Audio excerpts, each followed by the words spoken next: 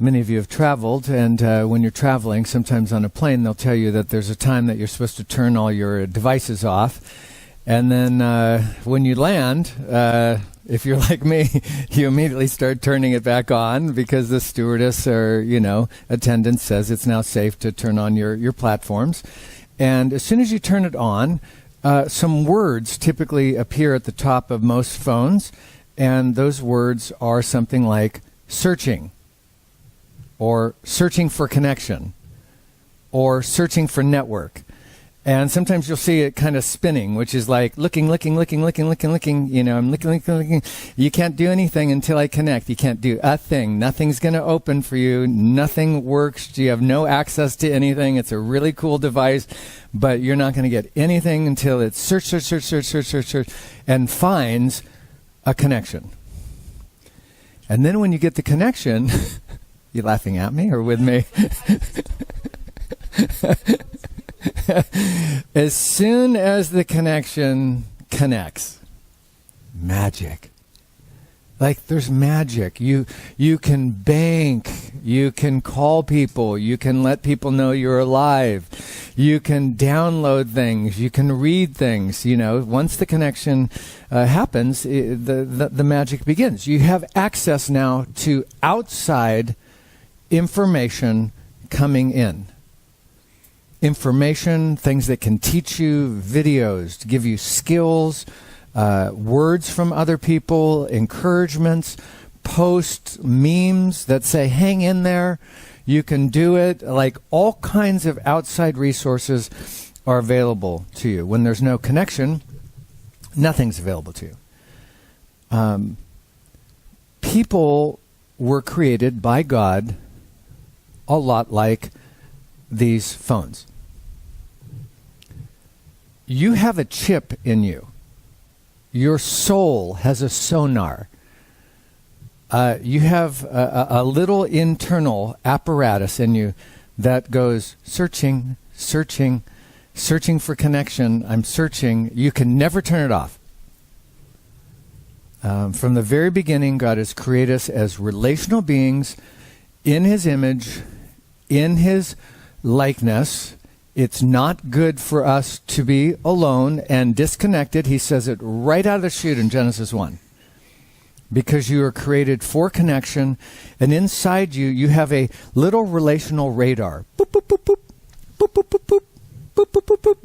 Looking, searching for connection. You have a magnetic dynamic in your DNA that's always looking for attachment. You have a built-in tracking system that makes you who you are. And it's not optional, by the way. You are going to connect. Your phone is going to connect to something. It may use other networks sometimes, right? Like what's the network here? And you'll see it gives you lots of options. You're locked out of some of them, but some of them you can just write. You're going to find a connection.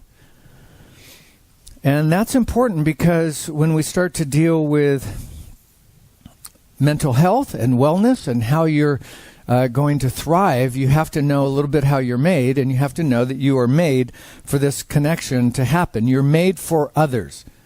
You're made for input from outside of you.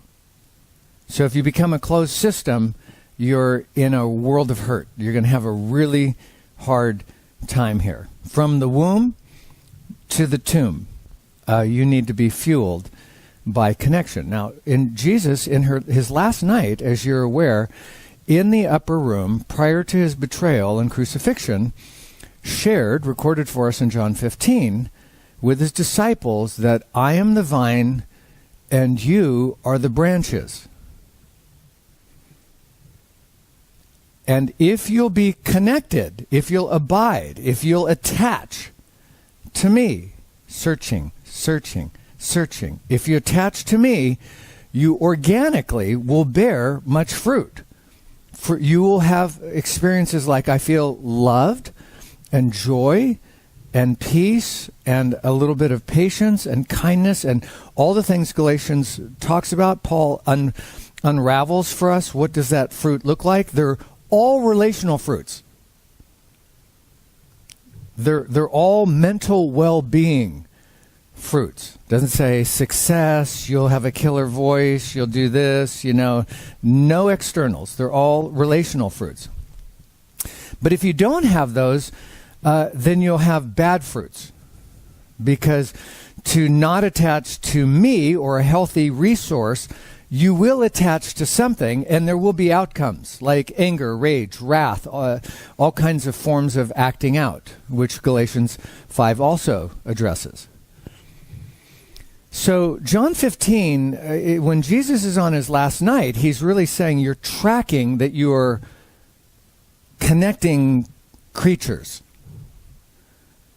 And if you really want the good stuff, stay connected to me and stay connected to others. Because when, you remember, the Pharisees kind of tried to entrap Jesus, they're like, if you were to summarize all the laws, all the rules, the entire canon, like, go ahead, what's your summary?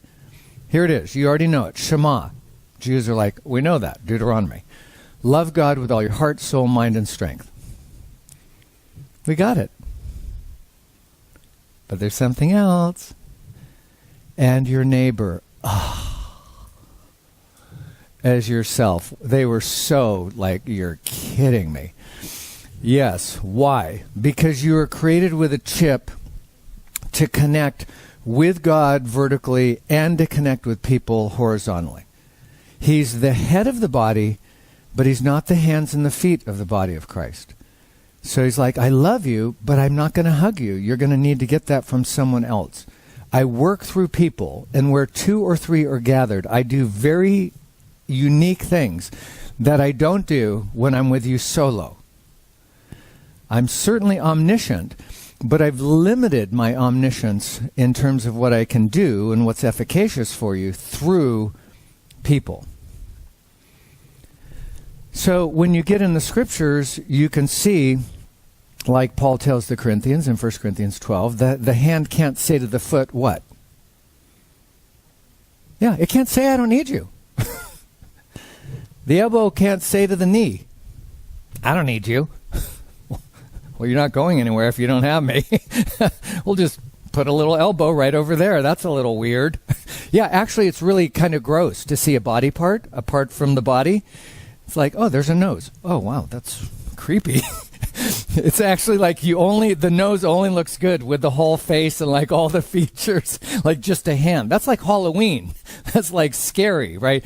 You actually you're not a potato head. You're like supposed to be part of something, and each person can't say, I don't need the other. That's actually how I actually work the best.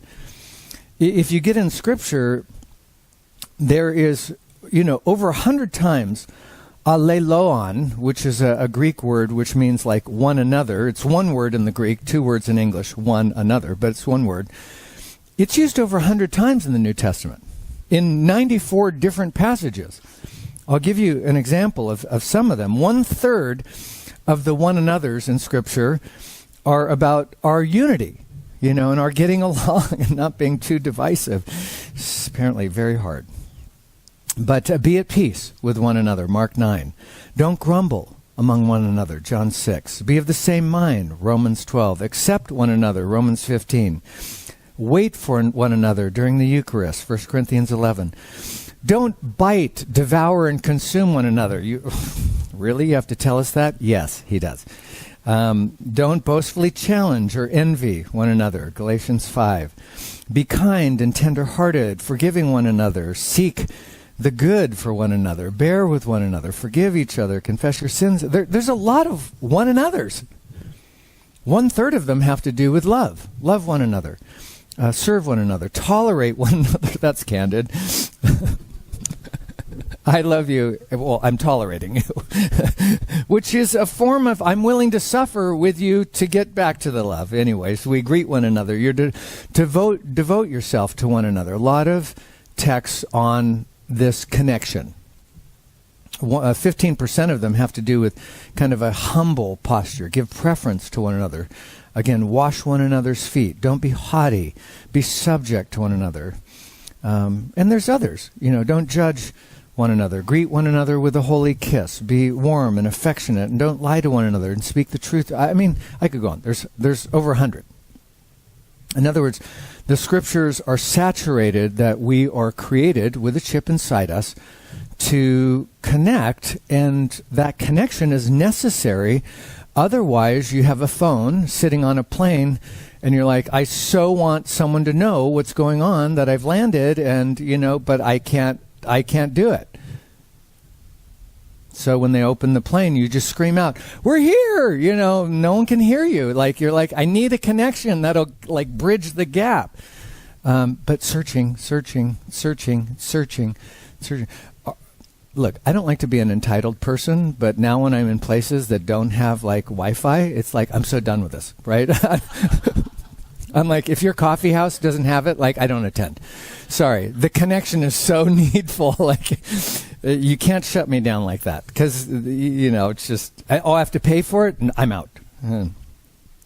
So today I wanted to venture into this territory. I wasn't quite sure because I don't have one verse. I've shared several with you already this morning, that actually says what I think the scriptures are trying to say. This is more of if you pull back and see the overview, the point is God has created us for connection and attachment, and good stuff comes when we do that. So I wanted to make sure that was clear. And then, have you ever been with someone, I don't know, maybe you're having coffee with them or hanging, or you're on a date night with a spouse, or you're with your kids or somewhere, and they're like, where are you? They actually ask you a geographical question, where are you right now? It's I'm right here, but that's not what they mean. We know you're here, but hello, where are you? They talk to you as if your brain has geography to it. Your soul takes up space. And they're like, you're physically here, but where are you?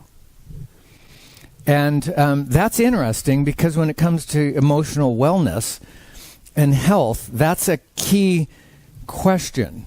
Where is your heart and soul and mind? And internally, what space are you in? Where are you connecting?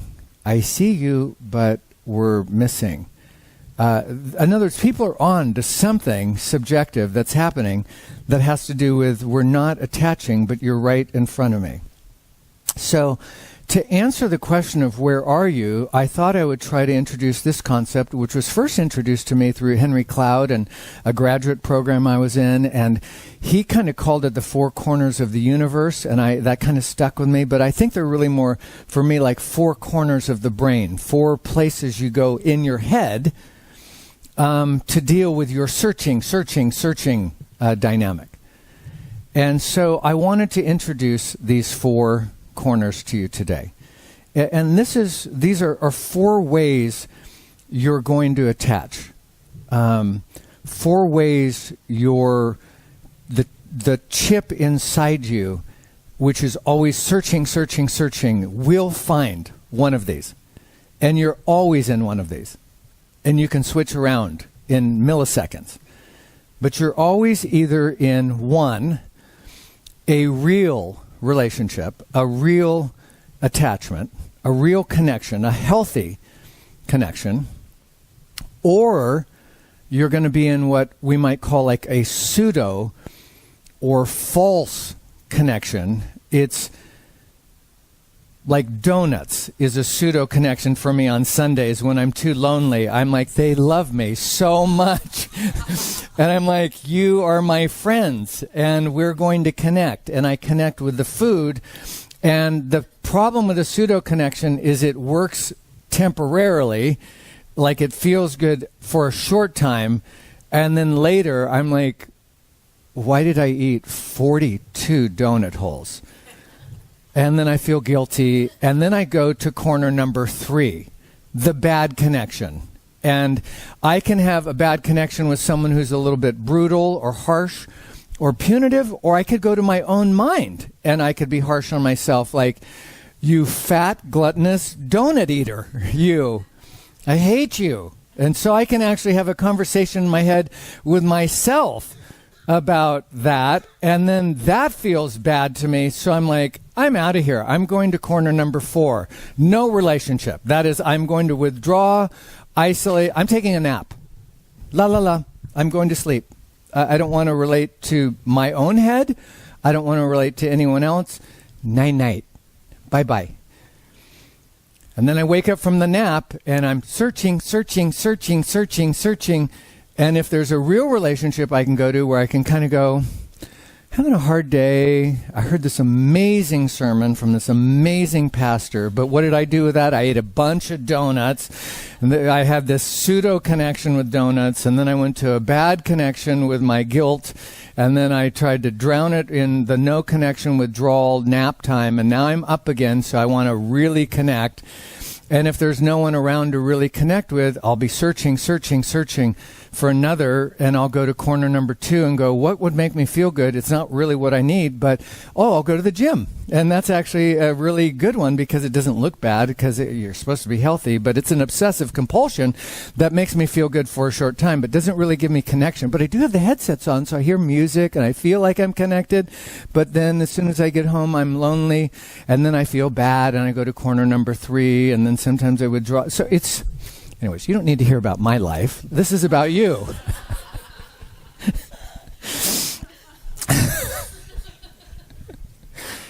Okay, so let's deal with corner number 1. And I'll try to introduce these corners to you today. And then next week, we'll see if we can flesh them out a little bit more. So corner number 1 is that you were created ideally to have real relationships. That is a true, authentic, what I would call like a grace and truth. Someone's candid with you, but loving. They tell you reality, but in a very gracious way. It's a give and take relationship where you give and they give. It's a give and receive kind of dynamic. There's, in other words, a mutuality to it. It's not like I'm always giving. You all have friends like that. You're the primary giver. They don't give back, of course, but you do it, and you do it for the Lord, and even though you're getting bitter and stuff, but you do it for Jesus, but then you feel bad about saying that, so you go to the bad corner. I shouldn't think that, and then you go back to the good. But I'm serving. I'm happy to be a servant. I'm in corner number 2 now. But you really want them to be in corner number 1, which is I give to you, and then you give to me, and like we love each other. Like we have you over for dinner sometimes, and you have us, and there's like it's just real. It's real. Your real self can show up. Good, bad, indifferent, and you're going to be loved and accepted and embraced, and they know that you're broken and in process, but they don't need you to be anything other than that. And it's a place you can grow, and you can actually get insight in this corner of your mind, like you actually receive good stuff. Sometimes it hurts, like someone's like, yeah, you did eat a lot of donuts. I don't want to judge it or anything. It's like, you're right, I did. How many? I wasn't okay, I was. You had 14. Okay, it's like, oh my gosh, you still love me though. Yeah, I still love you, but that was a lot of donuts for one service. So it's like, okay, you're being honest, but you're still loving me in spite of my gluttony and my eating disorder. And that feels good. So I can actually have awareness to think about it a little bit in this real corner. And Lord, I need to grow, and I can work this out, and I don't have to have that mask of inauthenticity in this corner. I don't have to spend a lot of energy defending myself or protecting myself. I don't have to like, oh my gosh, I'm going to feel so much shame, and plus they're going to say the right thing, like, we love you, but they're going to roll their eyes like, you are just a total. And you already feel that way, but it's okay. They're like, I'm a loser too, so good. We're 2 losers connecting in corner number 1. This is fantastic. Now, for leaders, many of you, you're leaders. You're leaders in your home, with your children, at work. You all have places of high responsibility and high performance, which is needed. those are challenging places to be in because, a lot of politicians say you have to put on the face. Tony Blair used to say that, when he was the head of England, and he actually was recorded as talking with President Clinton at the time, and President Clinton was telling him, you just have to put on the face, which is you have to have real people you can connect with, but when you go in front of the public or whatever, they don't want to hear everything, so you have to be selective. That's probably true. I mean, you probably have to be selective with your kids, too, and different venues. But the question is, does the politician or does the parent have a real place to go that they could actually be real? I was reading a quote, all great leaders need to be able to address their constituents, whether voters, employees, or investors, with confidence and the courage of their convictions. But those same leaders need a safe place to nurse their wounds and to be restored and to let down their guard and to be real. And the pulpit isn't the place for me to process all my pathology, but, you need to know I have a mentor and a therapist and a couple friends that actually are kind of a safe place. So I'm in the journey with you, even though I don't process everything with you. I'm in that because leaders need that. And if they don't have corner number one to go to, the face will become their identity, not their public service. And then we're going to have a real problem.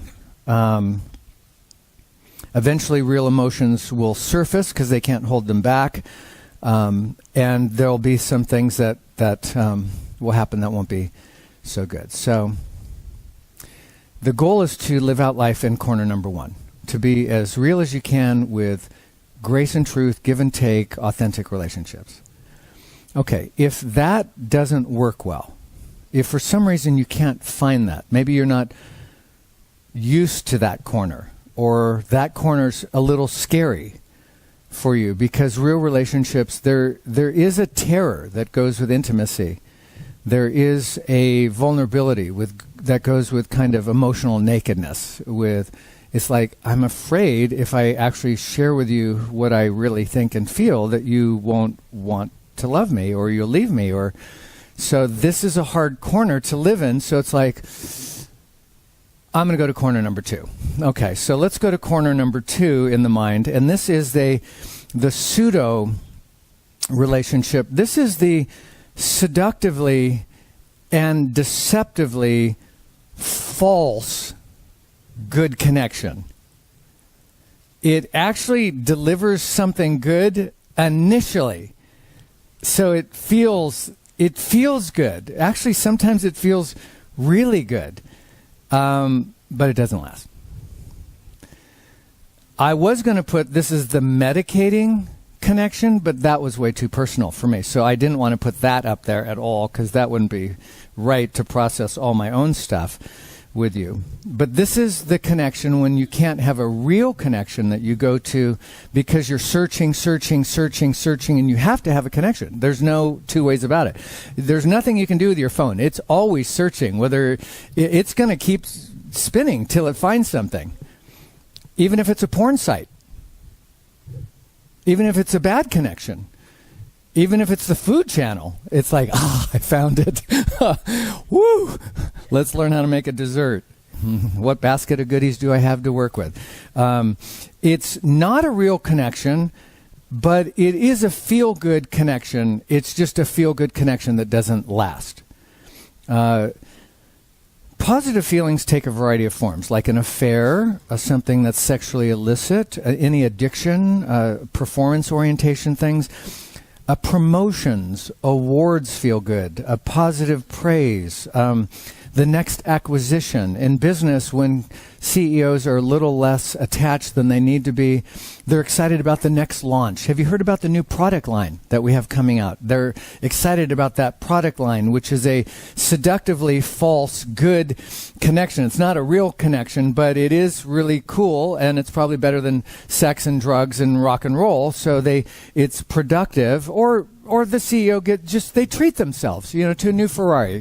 Just as hard as they're working, you get that new Ferrari. Or some of you are like, well, that seems extravagant. Well, it's not Ferrari. You give yourself $20 to go to Nordstrom Rack, and you get to buy a little shirt or a blouse, or you've been good. So you go to the food court at the mall, and you kind of go, that's my attachment, because I've been working hard, and I feel a little detached and not, I don't know, my quiet time. Okay, now I'm going to go into corner number 3 because I feel so bad. I haven't read the Bible in a long time. Okay, and I feel bad about that, so I need something to feel good now. I'm definitely going to the food court for dinner and dessert, and I'm going to find a false comfort, a false connection that will help me to feel better and not have to think through, gosh, we are in a lot of debt. This does not feel good to deal with debt. It doesn't feel good to be in a marriage that's struggling. It doesn't feel good to deal with a company that's failing or struggling. I don't like corner number 1, dealing with reality, which is we have some real stuff we have to deal with, but there's a lot of love here, and we're just going to join hands and work it out together. That's too hard or risky, so I need something to feel good, so I'll do my taxes, but I'm going to eat a lot of food while I'm doing my taxes. And I'm going to watch a really good movie, and I'm going to find a way to have a seductively false, deceptively good connection so that I can get through it. Is any of this ringing? Are you searching with me? You're searching? You're tracking? Okay, so I'm like, how am I going to teach this? I don't even know how to teach this stuff. But so for CEOs and business people that I work with in the coaching world, sometimes they'll talk about a new title, or they'll talk about travel, or this really good wine, or a new gadget they're getting, and that they're real excited about. And sometimes when I hear that, I'm like, what's going on? Like, what are the problems that we're going to deal with? It's like, wait a minute, before we get there, check this out on my phone now. It's a cup warmer. And I can put my coffee cup on it. It's like, you're kidding. Yeah, no, it's only $10,000. I mean, that's they're enamored with something that makes me feel good and excited about life. It's like, well, let's go back to the business problems that we're to deal with. It's like, I don't really like that. But we have to deal with it. Well, I've delegated that. My VP is going to be looking into that. We developed a task force. They're going to look at that. And they sometimes just can't get to the real corner to deal with reality. They don't even want it. They want the deceptively false, I want to feel good. But it catches up with them. Now, I was trying to think, okay, what verses say pseudo connection in the Bible? I couldn't find it. Here's the kinds of verses that came to my mind, though. 1 John 2:16. For everything that's in the world, you know what these are, right? The lust of the eyes, the lust of the flesh, the pride of life. It doesn't come from the Father. It's from the world. That's not the corner the Father wants you in. That's the world's corner. That's one of the verses that came to my mind. It's like, but I don't feel connected and attached, and I feel yucky. I need something. It's like, okay, what does the world offer? Something good to look at, something good to feel, something good to feel proud about. Oh, okay, yeah, that sounds really good, but it won't last. Ephesians 4:18 and 19 came to mind. They're darkened in their understanding, and they're separated from the life of God, separated, right? Disconnected from real attachment, with a continual lust for more. And I have that in me. I wish I didn't have that in me. But if I'm not connecting really well, I do have a, searching. I want more. Even as bless Sue's heart, she's heard me enough times, right? We're connecting well. The kids are doing well. And I'm like, sometimes I still feel like it's, I don't know. I feel like it's not I want more. Like, what is wrong? It's like, I'm still searching. I have enough. Like, even when I'm in corner number 1, there's a fallen part of me that's going, how about corner number 2? How about corner number 3? How about, it's just, ay. So there's 1,000 ways to self-medicate. You can work through your own. But that's corner number 2. Let me introduce briefly corner number 3 and 4. Corner number 3 is the bad corner.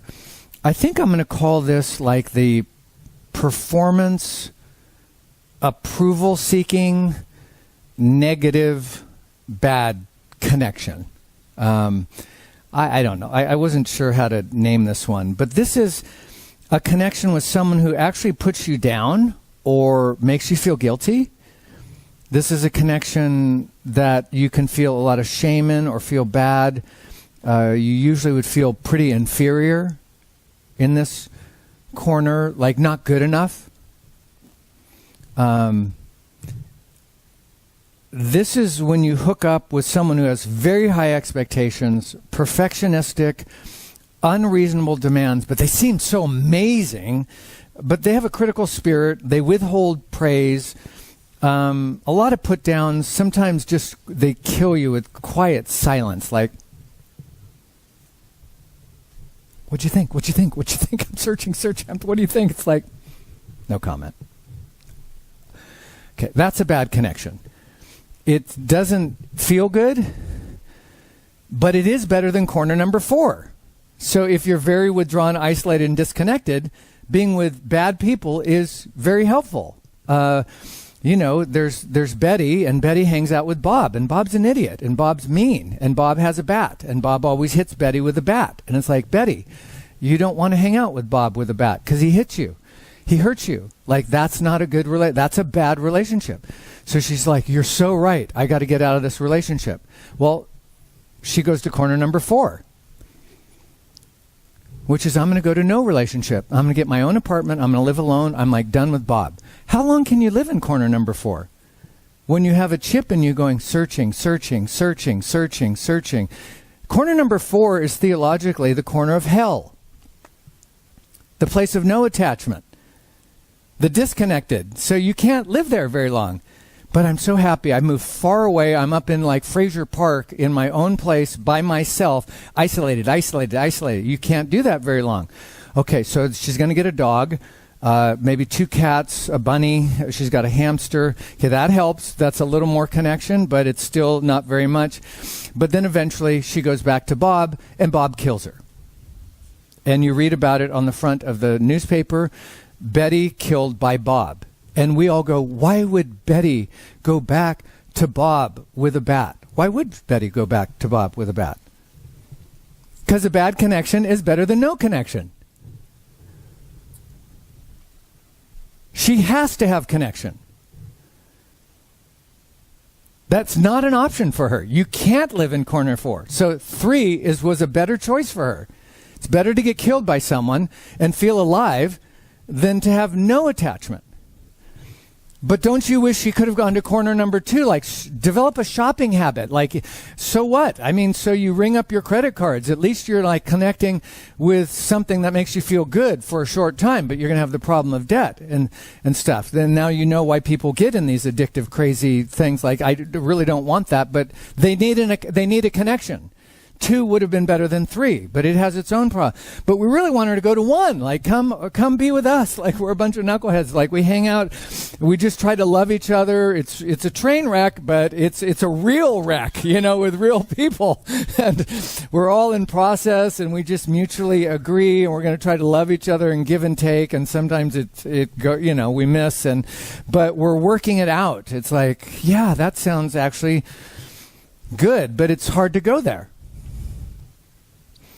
So in corner 3, there's a lot of disapproval and disappointment and criticism and lack of support. And of course, when you're preoccupied at work trying to perform for, what's the boss think? It's like, I don't know. I think he's going to like this presentation. I mean, we've bled out. I mean, we've killed ourselves to put this together.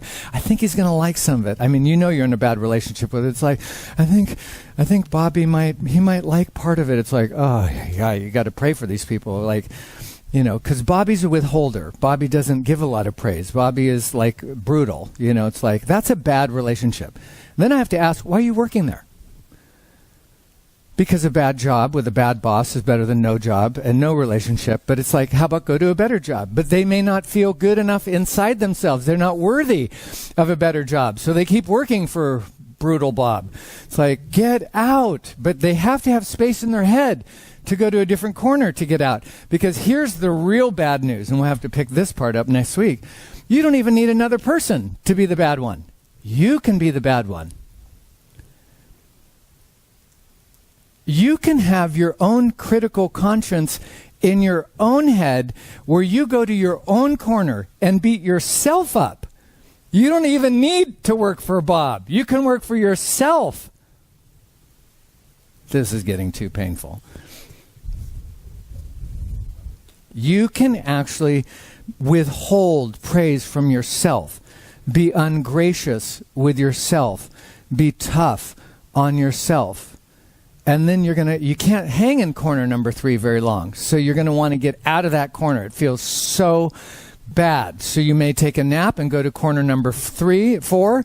You may decide, I'm going to corner number 2. I feel so bad. I'm going to go spend money, or I'm going to go watch a Hallmark show, or I'm getting into corner number 2 because I've beat myself up way too hard. So I'm going to corner number 2. I just want to feel good. I know it's not going to last. I know it's a false, deceptive connection, but you'd have to be really mature to go, you know what? I need a real connection with someone outside myself. I'm calling a friend and letting them know I'm beating myself up. Can you come over and give me grace that I'm not giving myself, because I'm all over myself?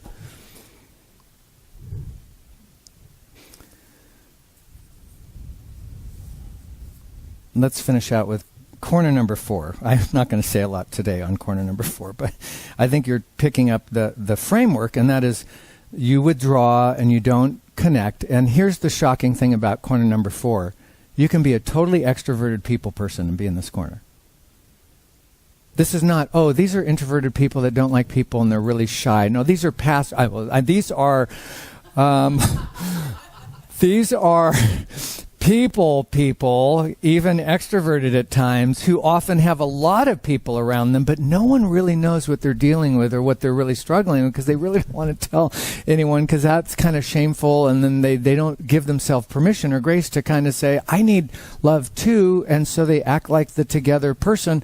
So they're actually out there and relational, and you'd never know that this politician or this leader or this man or woman is living in hell. That inside them is searching. There's no one there for them. There's no one they can actually say, I really have been thinking of jumping off a bridge. I can't tell anyone that. What are you going to tell your kids? They don't need to hear that. I don't want to scare my wife. What am I going to tell the board of the church? That's not helpful. I don't have a life coach. I don't have a therapist. I don't have a good friend. I don't have grandpa on the porch waiting to listen without him giving me too much advice. So it's like, I'm alone. And just go away. And you try to hold the volleyball in the pool underneath the water, but then it just skirts out. And everyone goes, I can't believe he did that to himself.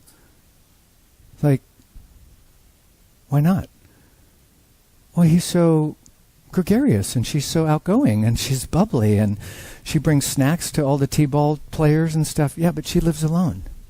Oh, no. She has a lot of kids, and she's got a husband, and they're in a great neighborhood, and there's a park right next to their home. Yeah, no, in her head, no one really knows what she's feeling or thinking or how she's hurting. She's in hell. It's a very hopeless, discouraging, disappointing, tough place to be. Well, we'll unpack a little bit more next week. So in closing today, I just want to say you were created with a relational radar in you, a sonar for the soul, so to speak, a beep, beep, doot, doot, doot, doot, doot, always searching, a connecting chip that's always looking to attach.